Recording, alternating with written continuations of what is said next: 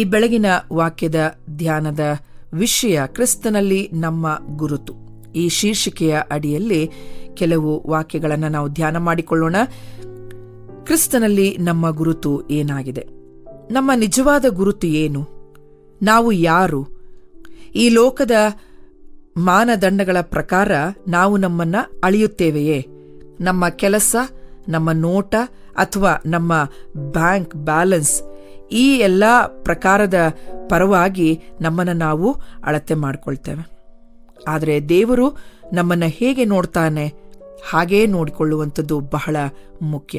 ಆತನ ದೃಷ್ಟಿಯಲ್ಲಿ ನಾವು ಯಾರು ಎಂಬುದನ್ನು ಈಗ ಧ್ಯಾನ ಮಾಡೋಣ.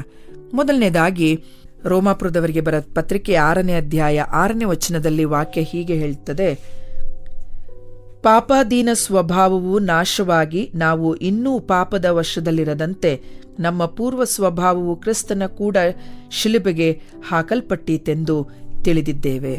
ಕ್ರಿಸ್ತನಲ್ಲಿ ನಮಗೆ ಹೊಸ ಜೀವನ ಸಿಕ್ಕಿದೆ.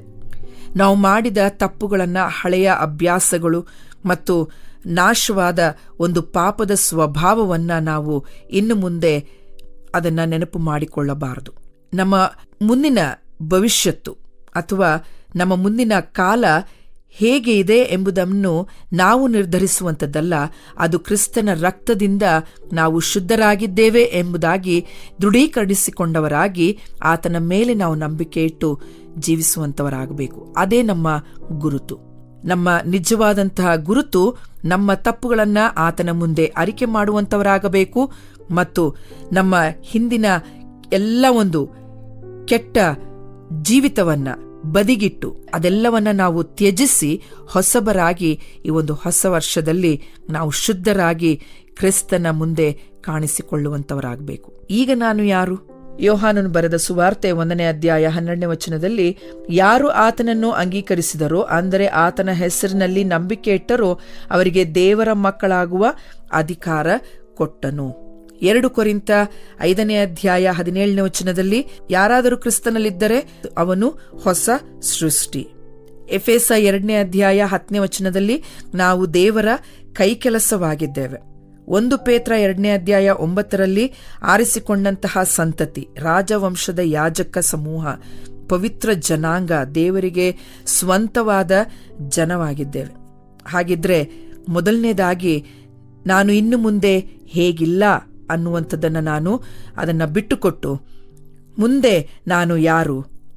ನಾನು ದೇವರ ಮಗನು, ಮಗಳು. ನಾನು ಹೊಸ ಸೃಷ್ಟಿ. ನಾನು ದೇವರ ಕೈ ಕೆಲಸವಾಗಿದ್ದೇನೆ. ಮತ್ತೆ ದೇವರು ಆರಿಸಿಕೊಂಡಂತಹ ಒಂದು ಜನ, ದೇವರಿಗೆ ಸ್ವಂತವಾದಂಥ ಜನ ನಾವಾಗಿದ್ದೇವೆ. ಹಾಗಾದ್ರೆ ನಿಮ್ಮ ಗುರುತಿನ ವಾಗ್ದಾನವನ್ನ, ಅಂದ್ರೆ ಆ ಒಂದು ID ಕಾರ್ಡನ್ನು ನಾವು ಬದಲಾಯಿಸಲಿಕ್ಕೆ ಸಾಧ್ಯ ಇಲ್ಲ. ನಮ್ಮ ಹೆಸರುಗಳು ಕ್ರಿಸ್ತನಲ್ಲಿ ಇರಬೇಕು.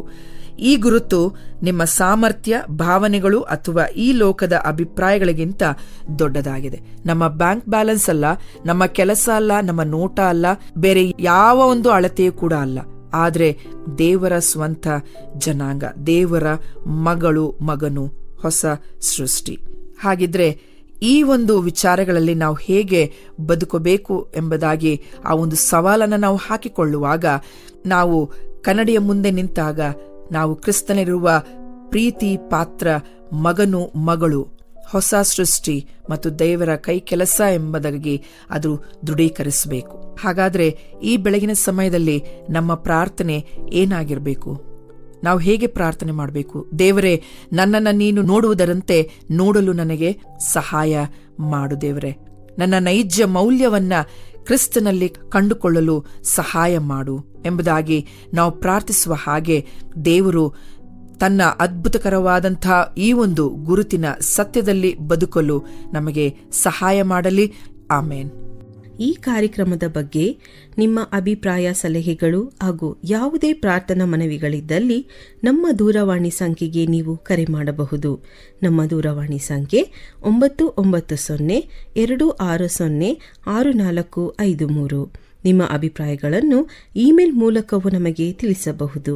ನಮ್ಮ ಇಮೇಲ್ ID info@fibaonline.org. ವಂದನೆಗಳು.